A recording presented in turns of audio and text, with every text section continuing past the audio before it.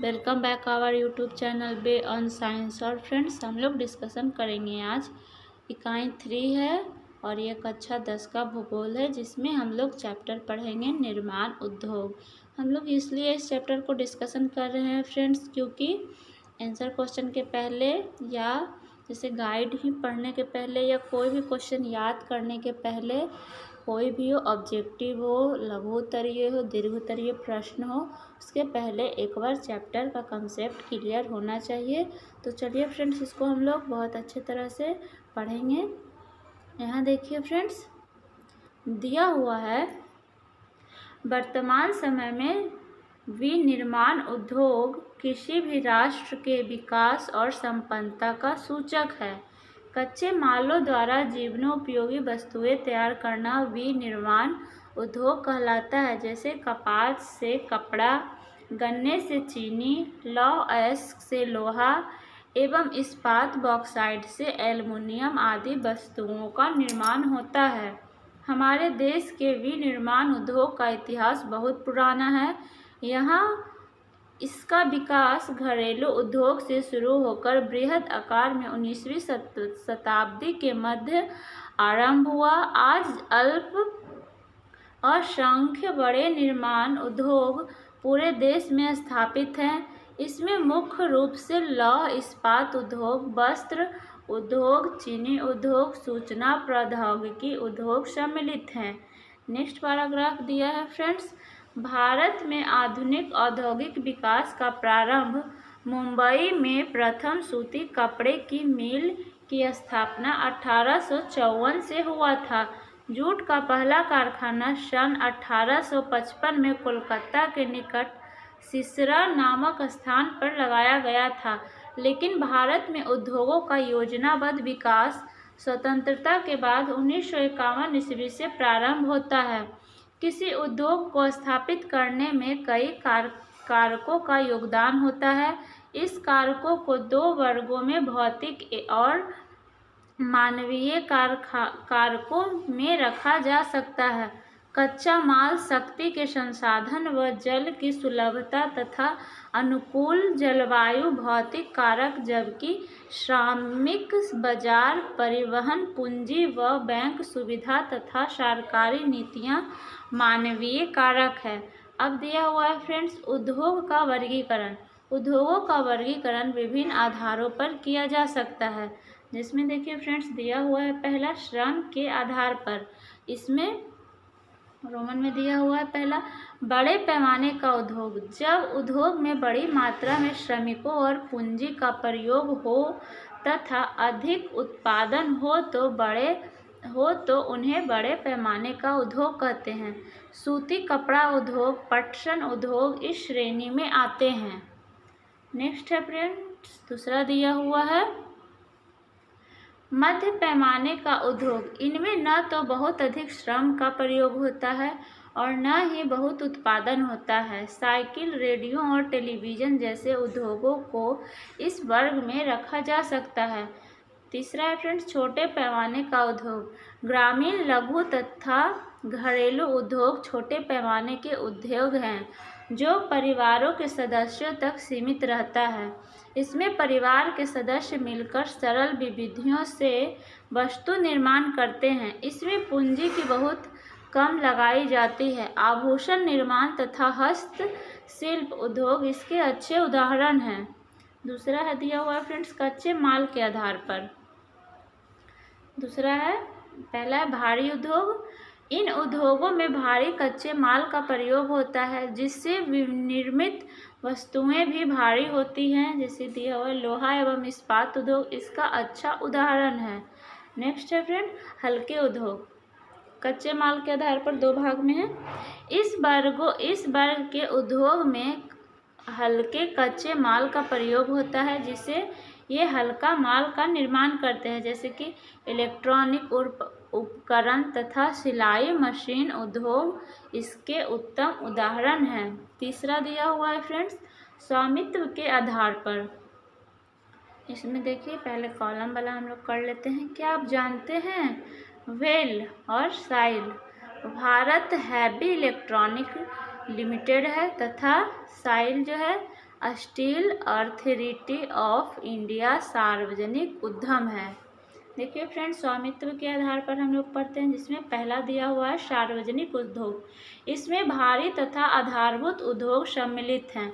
इनका संचालन सरकार स्वयं करती है। दुर्गापुर, भिलाई, राउरकेला के लोहा इस्पात केंद्र सार्वजनिक उद्योग के उदाहरण हैं। नेक्स्ट दिया हुआ है फ्रेंड्स, संयुक्त अथवा सहकारी उद्योग। जब उद्योग में दो या दो से अधिक व्यक्तियों या सहकारी समितियों का योगदान हो तो उसे संयुक्त अथवा सहकारी उद्योग कहा जाता है। Oil India limited oil Maharashtra के चीनी उद्योग अमूल्य गुजरात, जो अमूल दूध का ब्रांड है गुजरात में है, इसके उत्तम उदाहरण है। चौथा दिया है फ्रेंड्स, कच्चे माल के स्रोत के आधार पर। इसमें पहला दिया है कृषि आधारित उद्योग।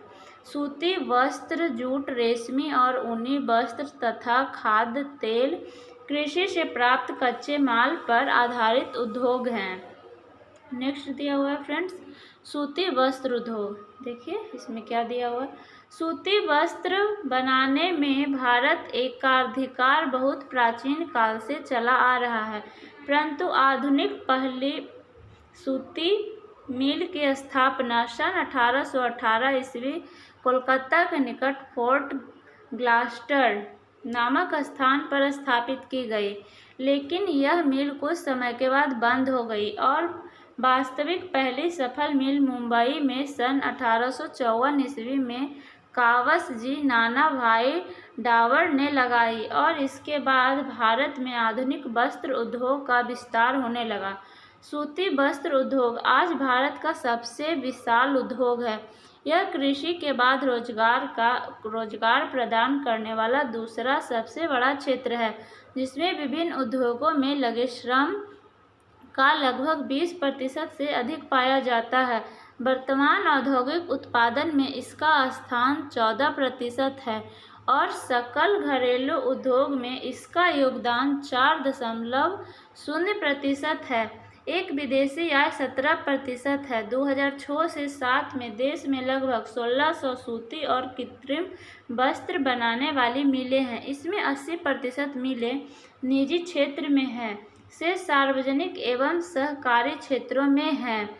आज देश में 93% सूती वस्त्र विकेंद्रीकृत क्षेत्र में तैयार किया जाता है, अर्थात मिलों के अलावा कपड़ा विभिन्न केंद्रों में तैयार किया जाता है।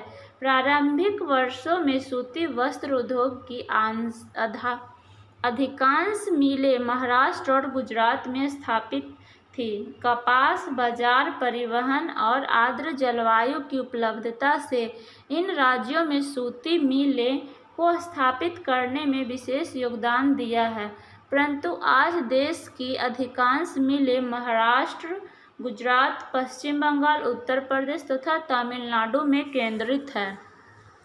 महाराष्ट्र में मुंबई, सोलापुर, पुणे, वर्धा, नागपुर, औरंगाबाद और जलगांव सूती वस्त्र उद्योग के केंद्र हैं।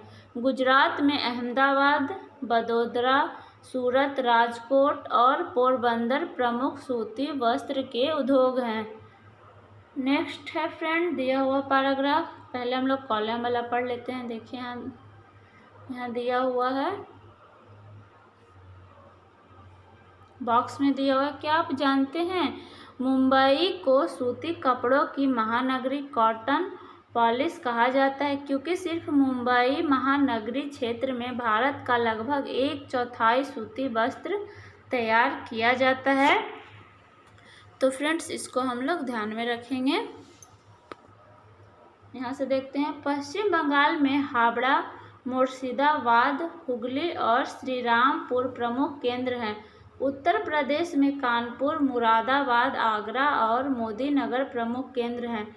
ग्वालियर, उज्जैन, इंदौर और देवदास मध्य प्रदेश के प्रमुख सूती वस्त्र उद्योग केंद्र हैं। कोयम्बटूर, चेन्नई और मुद्दैर तमिलनाडु के महत्वपूर्ण केंद्र हैं।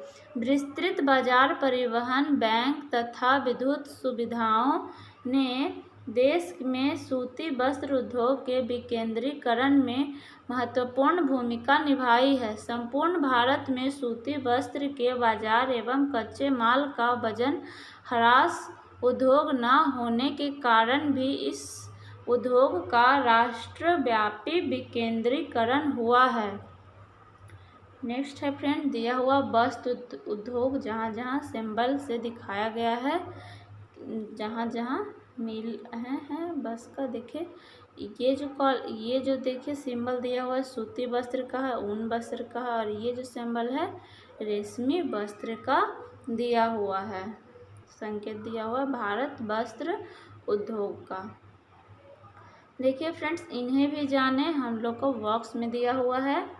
देश में पहला वस्त्र पार्क सिले सिलाए वस्त्रों के निर्यात संवर्धन के लिए एक वस्त्र पार्क अपैरल पार्क की स्थापना तमिलनाडु में तिरुपुर में एट्टीवरलम गांव में किया गया है। यहाँ से देखते हैं फ्रेंड्स, आज सूती वस्त्र उद्योग कई समस्याओं से ग्रसित है। इनमें उत्तम किस्म के कपास की कमी, कम उत्पादकता देने वाली परंपरागत मशीनों की प्रधानता, अनियमित विद्युत आपूर्ति, निम्न उत्पादकता तथा कृत्रिम रेशे से निर्मित वस्त्रों के साथ कड़ी स्पर्धा शामिल हैं।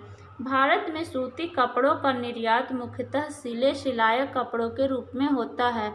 संयुक्त राष्ट्र अमेरिका, यूनाइटेड किंगडम, रूस, फ्रांस, यूरोप के पूर्वी देश, नेपाल, सिंगापुर, श्रीलंका और अफ्रीकी देश भारतीय सूती वस्त्रों के मुख्य आयात देश हैं। भारत जापान को भी सूती वस्त्र निर्यात करता है। वर्ष 2006 से 7 में 36.10 करोड़ वर्ग मीटर कपड़ा भारत में तैयार किया गया। नेक्स्ट दिया हुआ है फ्रेंड्स, जूट या पटसन उद्योग, इसको हम लोग देखते हैं।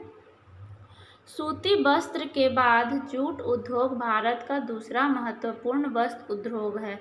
कच्चे जूट और जूट से बने सामान के उत्पादन में भारत का संसार में पहला स्थान है। जूट के सामान में निर्यात में भारत का बांग्लादेश के बाद संसार में दूसरा स्थान है। भारत में जूट के 77 कारखाने 2006 से 7 में, इसमें 69 मिलें जो हैं पश्चिम बंगाल में है। पश्चिम बंगाल में 80% से अधिक जूट के सामानों का उत्पादन होता है। आंध्र प्रदेश में 10% जूट का सामान तैयार होता है। शेष जूट का सामान बिहार, उत्तर प्रदेश, उड़ीसा, असम और त्रिपुरा में तैयार किया जाता है। नेक्स्ट है फ्रेंड पैराग्राफ, पश्चिम बंगाल में अधिकांश मिलें हुगली नदी के किनारे पर 98 किलोमीटर लंबी तथा 3 किलोमीटर एक संकरी मेखला में स्थित है। यहाँ मिलों के संकेंद्रित होने का निम्न कारण है। जूट उत्पादन क्षेत्रों की निकटता, सस्ते जल परिवहन, कच्चे जूट को संसाधित करने के लिए पर्याप्त मात्रा में जल की उपलब्धता इत्यादि। इसके अतिरिक्त सस्ते श्रमिकों, बैंकों और बीमा सुविधाओं तथा निर्यात के लिए बंदरगाह सुविधाओं ने जूट उद्योग को यहाँ संकेंद्रित करने में महत्वपूर्ण भूमिका निभाई है। आज यह उद्योग लगभग 2.61 लाख लोगों को प्रत्यक्ष रूप से रोजगार मुहैया कराता है। वर्ष 2006 से 7 में कच्चे जूट का उत्पादन 90 लाख गांठें, प्रति गांठ 180 किलोग्राम था। नेक्स्ट है फ्रेंड, देखिए हुगली प्रदेश में जूट मिलें। अब ये दिया हुआ है, ये जो रो है ये हुगली नदी है और इसके अगल बगल जो जूट की मिलें हैं उन सब का नाम दिया गया है।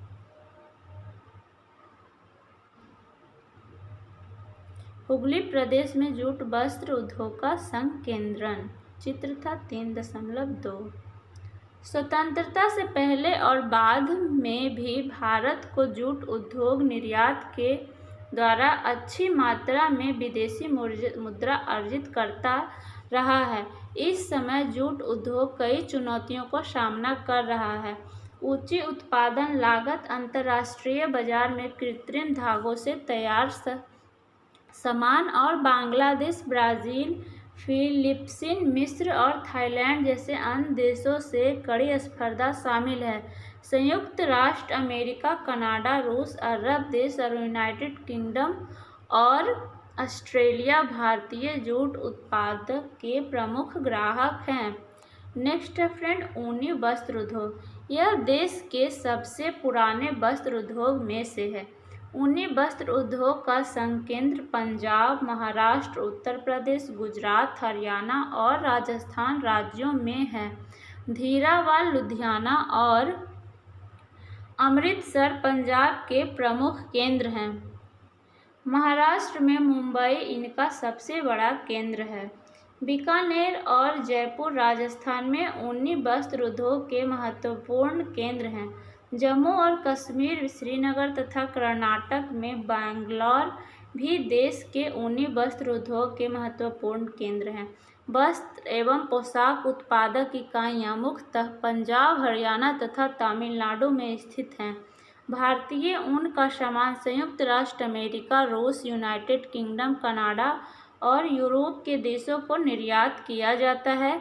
देश के ऊनी उद्योग के सामने कच्चे ऊन की आंतरिक बाजार की कमी और उत्पादकों की निम्न गुणवत्ता प्रमुख समस्याएं हैं। इन समस्याओं के बावजूद भी आज भारत विश्व में ऊन का 7वां सबसे बड़ा उत्पादक देश है और विश्व के कुल उत्पादन का 1.8% योगदान करता है।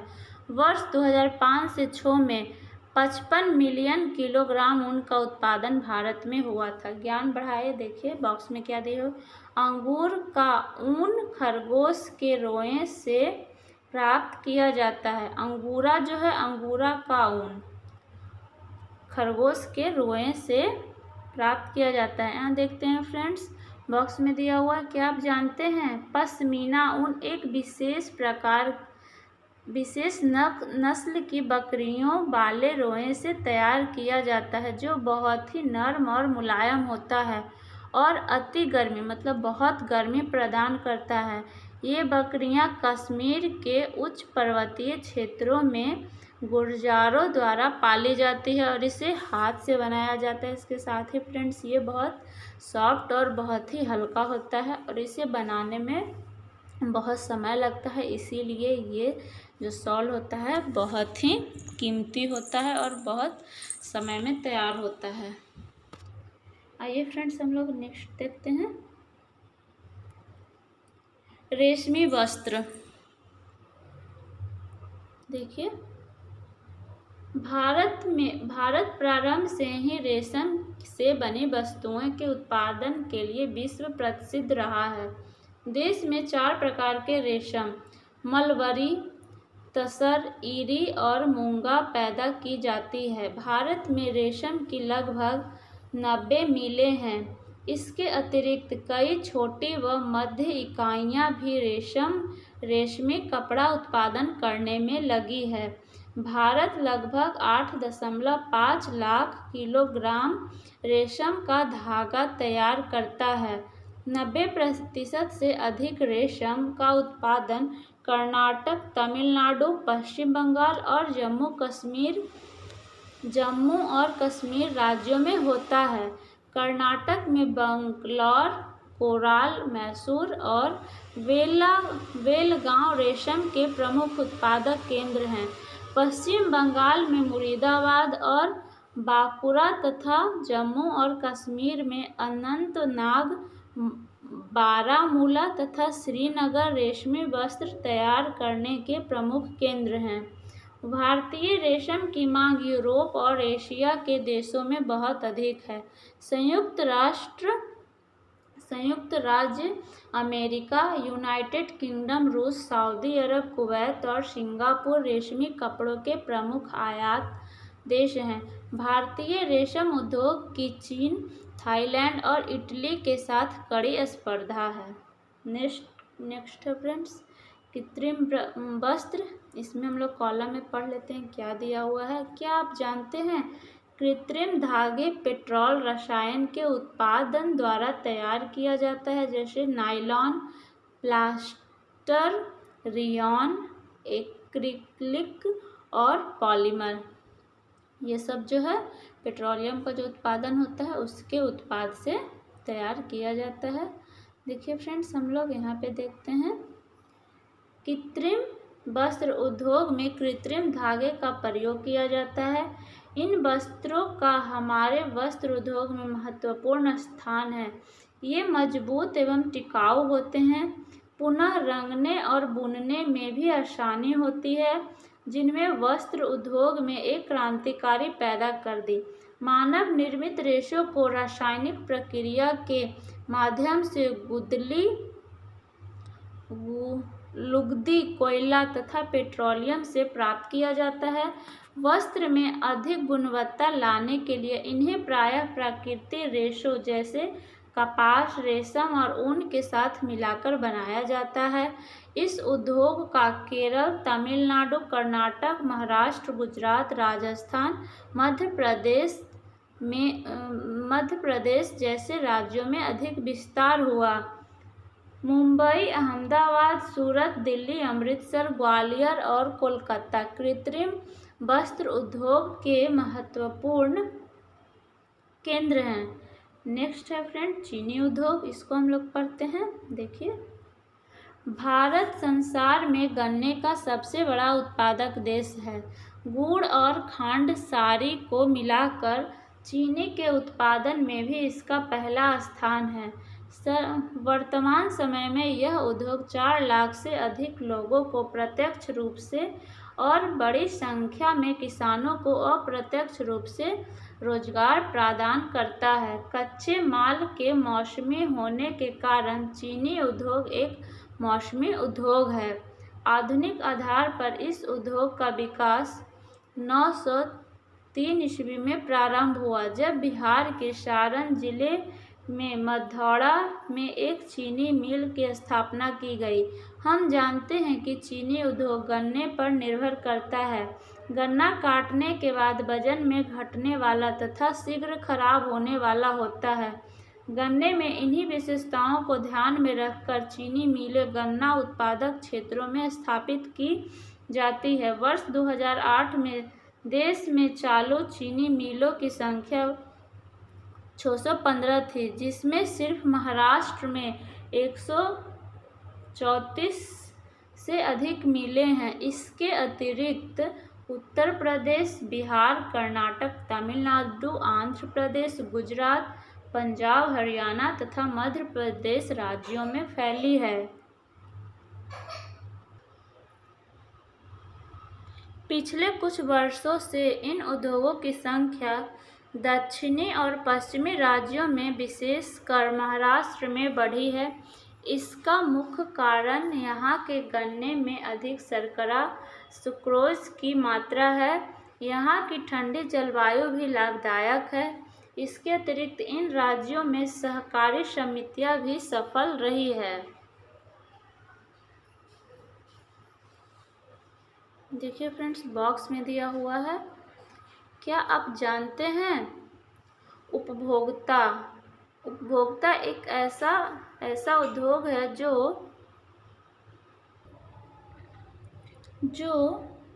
उत्पादन उपभोक्ताओं के सीधे उपयोग हेतु करते हैं, उसे उपभोक्ता कहते हैं। इसमें विशेष रूप से गृह उपयोगी वस्तुओं का उत्पादन होता है, जैसे कागज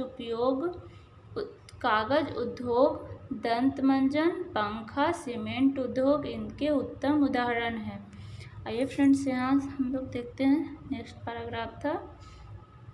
चीनी उद्योग को कई चुनौतियों का सामना करना पड़ रहा है, जिसमें जैसे इस उद्योग का अल्पकालीन होना, पुरानी व परंपरागत तकनीक का प्रयोग, परिवहन क्षमता से गन्ने का समय पर कारखानों में न पहुंचना तथा खोई का वैगैसेस का अधिकतम इस्तेमाल न होना, हड़ताल, समय पर किसानों को गन्ने का मूल्य न मिलना और विद्युत की कमी जैसे अन्य गंभीर समस्याएं भी हैं। यहाँ पे देखिए फ्रेंड्स, दिया हुआ है चित्र जो कि चीनी उद्योग का है। देखिए चित्र 3.3 है। भारत के चीनी उद्योग के प्रमुख जिले को संकेत में दिखाया गया है। आगे देखते हैं फ्रेंड्स, खनिज आधारित उद्योग। ऐसे उद्योग जो अपने कच्चे माल के लिए खनिज पर निर्भर हैं उन्हें खनिज आधारित उद्योग कहते हैं। लौह एवं इस्पात, सीमेंट तथा रसायन उद्योग खनिज आधारित उद्योग के अच्छे उदाहरण हैं। नेक्स्ट है फ्रेंड, इस्पात और लोहा उद्योग। देखिए, लौह और इस्पात उद्योग एक आधारभूत उद्योग यानी कि बेसिक इंडस्ट्री है, क्योंकि अन्य सभी भारी, हल्के और मध्य उद्योग इनसे बनी मशीनरी पर निर्भर करते हैं। इन्हें अन्य उद्योगों का जनक भी कहा जाता है।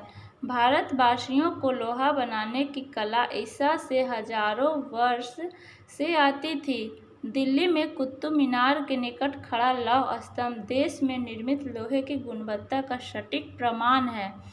दमिश्की प्रसिद्ध तलवारें भारतीय लोहे से बनाई जाती थी। भारत में लौह इस्पात का पहला कारखाना 1880 में पोर्टनोवा नामक स्थान पर तमिलनाडु में स्थापित किया गया था, परंतु स्थानीयकरण के अनुकूलन कारखानों की कमी के कारण इसे बंद करना पड़ा।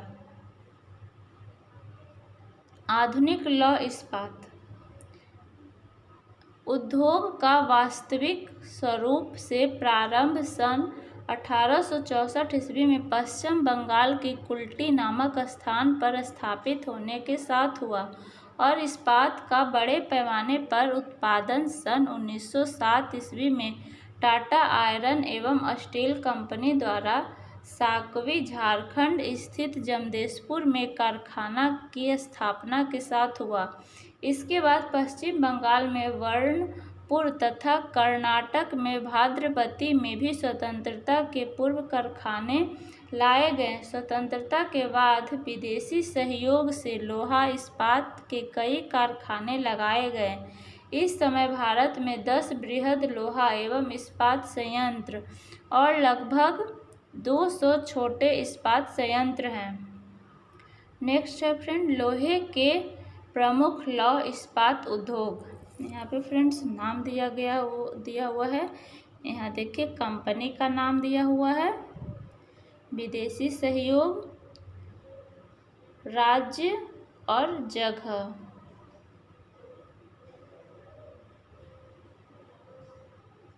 टाटा लोहा इस्पात जो है TISCO, इसमें विदेशी सहयोग नहीं है। राज्य झारखंड और जगह जो है जमशेदपुर है। दूसरा है भारतीय लोहा और इस्पात IISCO, पश्चिम बंगाल में है, वर्णपुर है।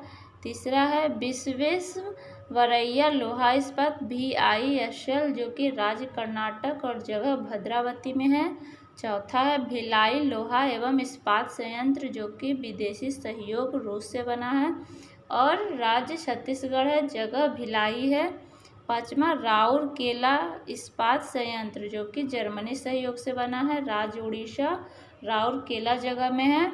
दुर्गापुर इस्पात संयंत्र ब्रिटेन के सहयोग से पश्चिम बंगाल दुर्गापुर में है। बोकारो इस्पात संयंत्र रूस, झारखंड बोकारो में है। सेलम इस्पात संयंत्र है तमिलनाडु में और जगह सेलम में है। विशाखापत्तनम इस्पात संयंत्र आंध्र प्रदेश विशाखापत्तनम में है। विजयनगर इस्पात संयंत्र राज्य कर्नाटक और जगह विजयनगर में बना हुआ है। देखिए फ्रेंड्स, लौह इस्पात संयंत्र यहाँ पर जहाँ जहाँ है वहाँ सिंबल से दिखाया गया है। देखिए बोकारो, गोरखपुर, दुर्गापुर, जमशेदपुर, राउरकेला, भिलाई, विशाखापत्तनम, विजयनगर, भद्रावती, ये सब और यहाँ सलेन लास्ट में दिया। लौह इस्पात संयंत्र को संकेत से दिखाया गया है। आगे देखिए फ्रेंड्स, आगे हम लोग पढ़ते हैं। इस्पात, लौह इस्पात एक भारी उद्योग है क्योंकि इसमें भारी तथा अधिक स्थान घेरने वाले कच्चे माल का उपयोग होता है। इसमें लौह अयस्क, कोकीन, कोल, चूना पत्थर, मैग्नीज अयस्क महत्वपूर्ण है। यही कारण है कि लौह इस्पात उद्योग की स्थिति कच्चे माल के उत्पादक क्षेत्रों से नियंत्रित है। इनका उत्पादन माल भी भारी होता है, अतः इनके वितरण के लिए उत्तम परिवहन तंत्र का होना आवश्यक है। विशाखापत्तनम ही एक ऐसा संयंत्र है जिनकी स्थिति तटवर्ती है, जबकि देश के अन्य सभी बृहद लौह इस्पात संयंत्र भारतीय प्रायद्वीपीय के खनिज संपन्न उत्तर पूर्वी तथा दक्षिण भाग में स्थित हैं। वर्ष 2007 से 8 में भारत जो है 76.9 लाख टन इस्पात का विनिर्माण कर संसार में कच्चे इस्पात उत्पादकों में 5वें स्थान पर है। यह स्पंज स्क्रैप लोहे का सबसे बड़ा उत्पादक है। भारत के सार्वजनिक क्षेत्र की सभी लौह इस्पात भारत के सार्वजनिक क्षेत्रों में भी सभी लौह इस्पात संयंत्रों का प्रबंधन भारतीय इस्पात प्राधिकरण SAIL के अधीन है, जबकि टिस्को TISCO का प्रबंधन टाटा स्टील करती है। देखिए फ्रेंड्स, कॉलम में दिया हुआ है, क्या आप जानते हैं जमशेदपुर को भारत का बर्मिंघम कहा जाता है? यहाँ देखिए, लौह इस्पात के अधिकांश संयंत्र भारत के छोटा नागपुर पठार में स्थापित हुए हैं, क्योंकि इसी क्षेत्र में लौह अयस्क, कोयला, मैग्नीज, चूना पत्थर, डोलोमाइट जैसे महत्वपूर्ण खनिजों के भंडार हैं। आज उदारीकरण, निजीकरण और भूमंडलीयकरण एवं उद्यमियों के प्रयत्न ने इन उद्योगों को बढ़ावा दिया है। बहुराष्ट्रीय कंपनियों के सहयोग से छत्तीसगढ़ के रायपुर में तथा उड़ीसा के गोलापुर में नवीन केंद्र स्थापित किए जा रहे हैं। नेक्स्ट है फ्रेंड, एल्युमिनियम उद्योग, इसको हम लोग पढ़ते हैं। देखिए, भारत का दूसरा महत्वपूर्ण धातु उद्योग है। यह लचीला एवं जंग रोधी, ऊष्मा और विद्युत का सुचालक होता है। इसका अयस्क बॉक्साइड है। हवाई जहाज, बर्तन उद्योग तथा तार बनाने में इसका प्रयोग किया जाता है। आज इसकी लोकप्रियता इसके लिए और भी बढ़ रही है क्योंकि यह कई उद्योग में इस्पात, तांबा, जस्ता और शीशे के विकल्प के रूप में प्रयुक्त होने लगा है। 1 टन एल्युमिनियम के लिए लगभग 6 टन बॉक्साइट तथा 18,060 किलोवाट विद्युत की आवश्यकता होती है।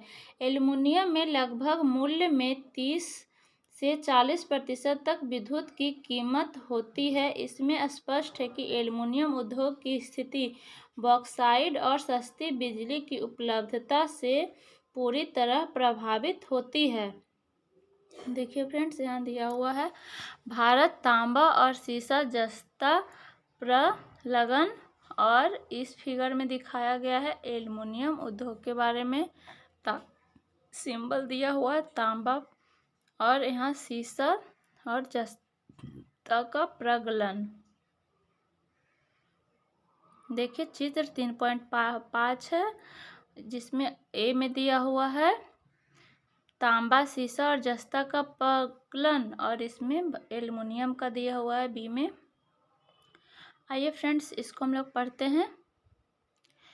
आज से देश में 8 प्रमुख एल्युमिनियम संयंत्र हैं, जो उड़ीसा, नालगो व वाक्सो पश्चिम बंगाल, केरल, उत्तर प्रदेश, छत्तीसगढ़, महाराष्ट्र, तमिलनाडु राज्यों में स्थित है। ये सभी संयंत्र मिलकर 2007 से 8 में लगभग 6.2 लाख टन एल्युमिनियम का उत्पादन किया है। नेक्स्ट है फ्रेंड, तांबा प्रगलन उद्योग, इसको देखते हैं। क्या आप जानते हैं भारत की सबसे पुरानी तांबे की खान राजस्थान की खेतड़ी नामक स्थान पर है। आइए फ्रेंड्स यहाँ पढ़ते हैं। भारत में पहला तांबा प्रगलन संयंत्र भारतीय तांबा निगम द्वारा घाटशिला नामक स्थान पर झारखंड राज्य में स्थापित किया गया था।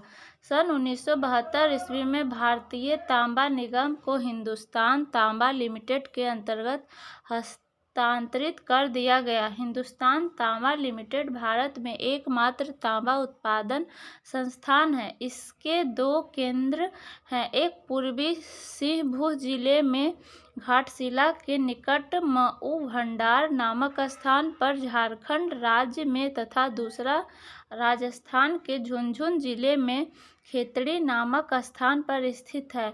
इन जिलों में स्थित तांबे की खाने के निकट ही तांबे के प्रगलन संयंत्र लगाए गए हैं। नेक्स्ट है फ्रेंड, देखिए यहाँ दिया हुआ है,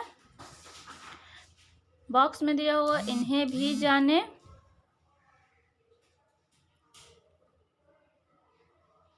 इसको हम लोग पढ़ते हैं।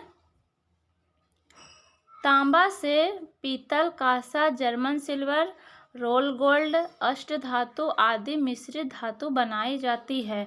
देखिए फ्रेंड्स, खेतड़ी के तांबा प्रगलन संयंत्रों को मध्य प्रदेश में प्रगलन बालाघाट जिले में स्थित जो है